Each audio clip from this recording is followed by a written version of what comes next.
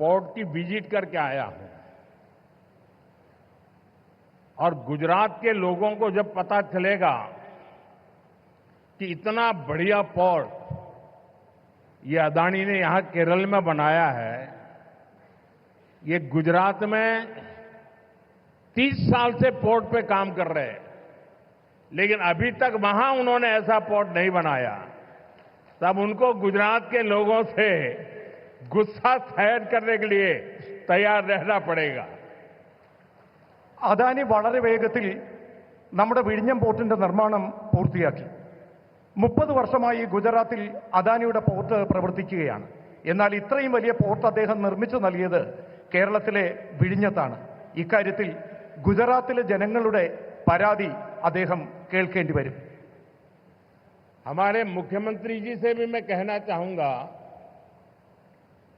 आप तो INDI alliance के बहुत बड़े मजबूत पिलर है, यहां शशि थरूर भी बैठे हैं, और आज का ये इवेंट कई लोगों की नींद हराम कर देगा। നമ്മുടെ എയർലൈൻസുമായിട്ടുള്ള ബന്ധപ്പെട്ട പ്രശ്നങ്ങൾ, അതുമായി ബന്ധപ്പെട്ട കാര്യങ്ങളിലും ആവശ്യമായ ശ്രദ്ധ നൽകണം. He could not.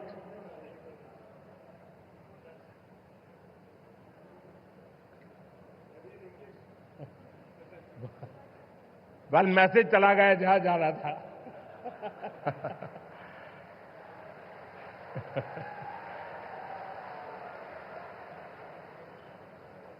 साथियों, पोर्ट इकोनॉमी की पूरे पोटेंशियल का इस्तेमाल तब होता है जब इंफ्रास्ट्रक्चर और ईज ऑफ डूइंग बिजनेस दोनों को बढ़ावा मिले. पिछले 10 वर्षों में यही भारत सरकार की पोर्ट और वाटरवेज पॉलिसी का ब्लूप्रिंट रहा है. हमने इंडस्ट्रियल एक्टिविटीज और राज्य के होलिस्टिक विकास के लिए तेजी से काम आगे बढ़ाया है. സുഹൃത്തുക്കളെ, പോർട്ട് ഇക്കോണമിയുടെ മുഴുവൻ പൊട്ടൻഷ്യലും ഇപ്പോൾ പ്രയോജനപ്പെടുത്തുകയാണ്. ഇതിനുള്ള ഇൻഫ്രാസ്ട്രക്ചറും ഈസ് ഓഫ് ഡൂയിങ് ബിസിനസ്സും രണ്ടും പുരോഗമനത്തിലേക്ക് സഞ്ചരിക്കുകയാണ്. കഴിഞ്ഞ 10 വർഷത്തിനുള്ളിൽ ഭാരത സർക്കാർ പോർട്ട് വാട്ടർവേജ് പോളിസി അതിൻ്റെ ബ്ലൂ പ്രിന്റ് തയ്യാറാക്കിയിട്ടുണ്ട്. നാം ഇൻഡസ്ട്രിയൽ ആക്ടിവിറ്റികൾ, സംസ്ഥാനങ്ങളുടെ ഹോളിസ്റ്റിക് വികസനം എന്നിവയുടെ പ്രവർത്തനങ്ങൾ വേഗത്തിൽ മുന്നോട്ട് കൊണ്ടുപോവുകയാണ്. भारत सरकार ने राज्य सरकार के सहयोग से सागरमाला परियोजना के तहत पोर्ट इंफ्रास्ट्रक्चर को अपग्रेड किया है, पोर्ट कनेक्टिविटी को भी बढ़ाया है. पीएम गति शक्ति के तहत वाटरवेज, रेलवेज, हाईवेज और एयरवेज की इंटर कनेक्टिविटी को तेज गति से बेहतर बनाया जा रहा है. ईज ऑफ डूइंग बिजनेस के लिए जो रिफॉर्म्स किए गए हैं, उससे पोर्ट्स और अन्य इंफ्रास्ट्रक्चर सेक्टर में भी इन्वेस्टमेंट बढ़ा है. ഭാരത സർക്കാർ സംസ്ഥാന സർക്കാരുകളുടെ സഹകരണത്തോടുകൂടി സാഗർമാല പരിയോജന അതിന് കീഴിൽ പോർട്ട് ഇൻഫ്രാസ്ട്രക്ചർ അപ്ഗ്രേഡ് ചെയ്യുകയാണ്. പോർട്ട് കണക്ടിവിറ്റിയും വർദ്ധിപ്പിക്കുകയാണ്.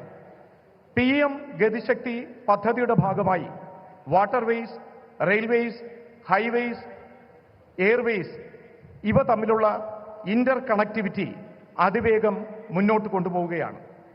ഈസ് ഓഫ് ഡൂയിങ് ബിസിനസ്സിനായി നടത്തുന്ന റിഫോമുകൾ ഇതിലൂടെ പോർട്ടുകളും മറ്റ് ഇൻഫ്രാസ്ട്രക്ചർ സെക്ടറും അവിടെയുള്ള ഇൻവെസ്റ്റ്മെന്റ് വർദ്ധിപ്പിക്കുകയാണ്.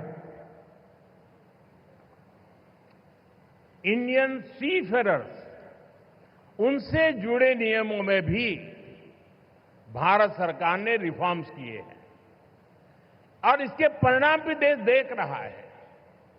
2014 में इंडियन सीफेरर्स की संख्या 1.25 लाख से भी कम थी. अब इनकी संख्या 3.25 लाख से भी ज्यादा हो गई है.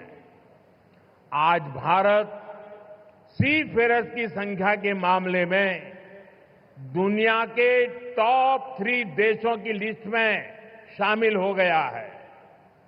ഇന്ത്യൻ കടൽ യാത്രക്കാരുമായി ബന്ധപ്പെട്ട നിയമങ്ങളിലും ഭാരത സർക്കാർ മാറ്റം കൊണ്ടുവരികയാണ്. ഇതിന്റെ മാറ്റം രാജ്യത്ത് കാണാനാകുന്നു. 2014 ഇന്ത്യൻ സീഫെയേഴ്സിന്റെ എണ്ണം 1.25 ലക്ഷത്തിൽ കുറവായിരുന്നു. എന്നാൽ ഇപ്പോൾ ആ എണ്ണം 3.25 ലക്ഷത്തിലധികം വർദ്ധിച്ചിട്ടിരിക്കുകയാണ്. ഇന്ന് ഭാരതം കടൽ യാത്രക്കാരുടെ സംഖ്യയുടെ കണക്കിൽ ലോകത്ത് ആദ്യത്തെ 3 രാജ്യങ്ങളുടെ ലിസ്റ്റിൽ ഉൾപ്പെടുന്നു. फ्रेंड्स, शिपिंग इंडस्ट्री से जुड़े लोग जानते हैं कि 10 साल पहले हमारे शिप्स को पोर्ट्स पर कितना लंबा इंतजार करना पड़ता था। उन्हें अनलोड करने में लंबा समय लग जाता था। इससे बिजनेस, इंडस्ट्री और इकोनॉमी सबकी बड़ी स्पीड, सबके पर स्पीड प्रभावित होती थी। लेकिन हालात अब बदल चुके हैं। पिछले 10 वर्षों में हमारे प्रमुख बंदरगाहों पर शिप टर्न अराउंड टाइम में 30% तक की कमी आई है। हमारे पोर्ट्स की एफिशिएंसी में भी बढ़ोतरी हुई है, जिसके कारण हम कम से कम ज्यादा कार्गो हैंडल कर रहे हैं। ഷിപ്പിംഗ് ഇൻഡസ്ട്രിയുമായി ബന്ധപ്പെട്ട ആളുകൾക്കറിയാം, 10 വർഷങ്ങൾക്ക് മുൻപ് നമ്മുടെ കപ്പലുകൾക്ക് പോർട്ടിൽ ധാരാളം സമയം ചെലവഴിക്കേണ്ടി വന്നിരുന്നു. സാധനങ്ങൾ അൺലോഡ് ചെയ്യുന്നതിന് ദീർഘകാലം വേണ്ടി വന്നിരുന്നു. ഇതിലൂടെ ബിസിനസ്, ഇൻഡസ്ട്രി, ഇക്കോണമി ഇതിന്റെ എല്ലാം വേഗതയ്ക്ക് സ്വാധീനം ചെലുത്തി. എന്നാൽ ഇന്ന് കാലം മാറുകയാണ്.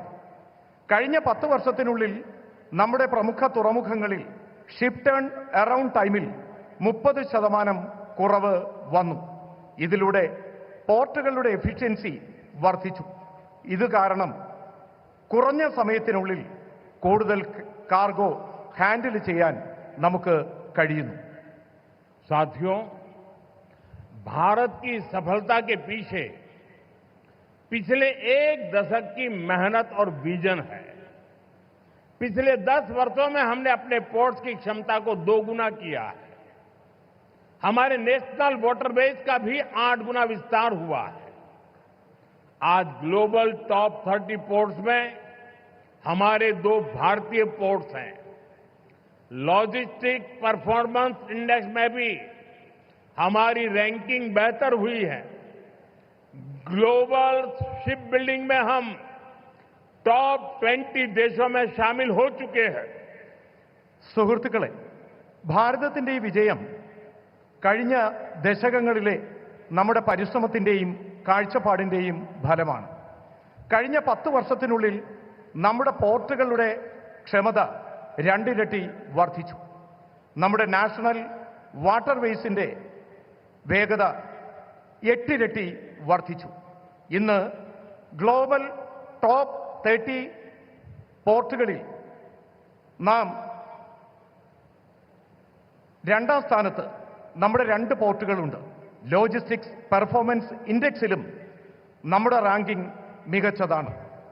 ഗ്ലോബൽ ഷിപ്പ് ബിൽഡിംഗിൽ നാം ആദ്യത്തെ 20 രാജ്യങ്ങളിൽ ഉൾപ്പെട്ടിട്ടുണ്ട്. अपने बेसिक इंफ्रास्ट्रक्चर को ठीक करने के बाद हम अब ग्लोबल ट्रेड में भारत की स्ट्रेटेजिक पोजीशन पर फोकस कर रहे हैं। इस दिशा में हमने मैरीटाइम अमृतकाल विजन लॉन्च किया है। विकसित भारत के लक्ष्य तक पहुंचने के लिए हमारी मैरीटाइम स्ट्रेटेजी का वो क्या होगी, हमने उसका रोड मैप बनाया है।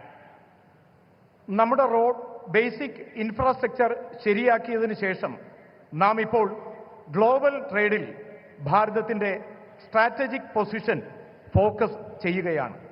ഈ ദിശയിൽ നാം മാരിടൈം അമൃത്കാൽ വിഷൻ ലോഞ്ച് ചെയ്തിട്ടുണ്ട്. വികസിത ഭാരതം എന്ന ലക്ഷ്യത്തിലേക്കുള്ള നമ്മുടെ യാത്രയിൽ, അവിടെ എത്തിച്ചേരുന്നതിനുള്ള നമ്മുടെ യാത്രയിൽ മാരിടൈം സ്ട്രാറ്റജി എന്താകും? ഇതിനായി നാം റോഡ് മാപ്പും തയ്യാറാക്കിയിട്ടുണ്ട്.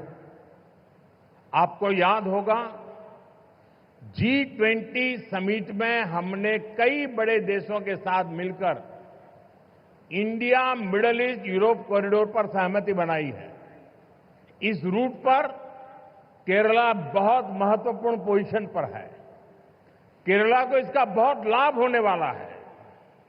നിങ്ങൾക്ക് ഓർമ്മ കാണും, G20 സബ്മിറ്റിൽ നാം വലിയ രാജ്യങ്ങളോടൊപ്പം ചേർന്ന് India middle east Europe corridor എന്ന കാര്യത്തിന് അനുവാദം നേടിയിട്ടുണ്ട്. ഈ റൂട്ടിൽ കേരളം വളരെ മുന്നിലാണ് പ്രവർത്തിക്കുന്നത്. കേരളത്തിന് ഇതിലൂടെ വളരെയധികം ലാഭകരമായ കാര്യങ്ങൾ ഉണ്ടാകും. साथियों, देश के मैरीटाइम सेक्टर को नई ऊंचाई देने में प्राइवेट सेक्टर का भी अहम योगदान है. पब्लिक प्राइवेट पार्टनरशिप के तहत पिछले 10 वर्षों में हजारों करोड़ रुपए का निवेश हुआ है.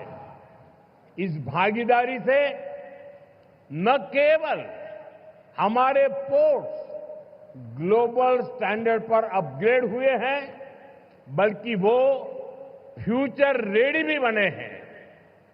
प्राइवेट सेक्टर की भागीदारी से इनोवेशन और एफिशिएंसी दोनों को बढ़ावा मिला है.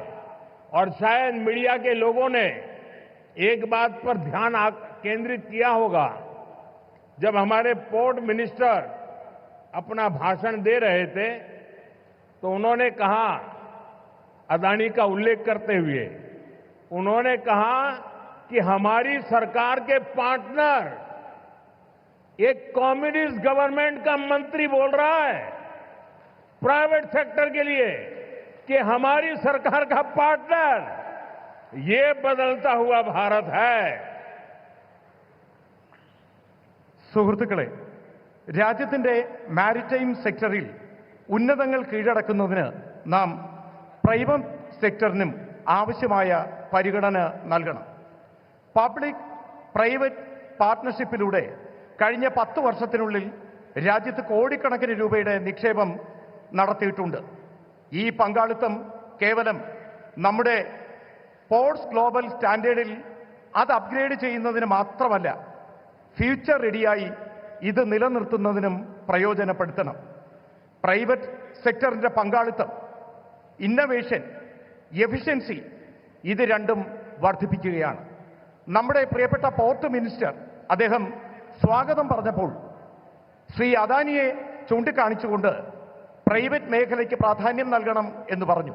ഒരു കമ്മ്യൂണിസ്റ്റ് സർക്കാരിലെ മന്ത്രിയും ഇക്കാര്യത്തിന് പ്രാധാന്യം നൽകുന്നു എന്നുള്ളത് വളരെ സന്തോഷകരമായ കാര്യമാണ്.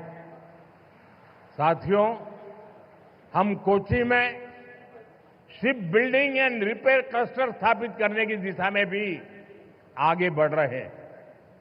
इस क्लस्टर के तैयार होने के उसके कारण यहां रोजगार के अनेक नए अवसर तैयार होंगे.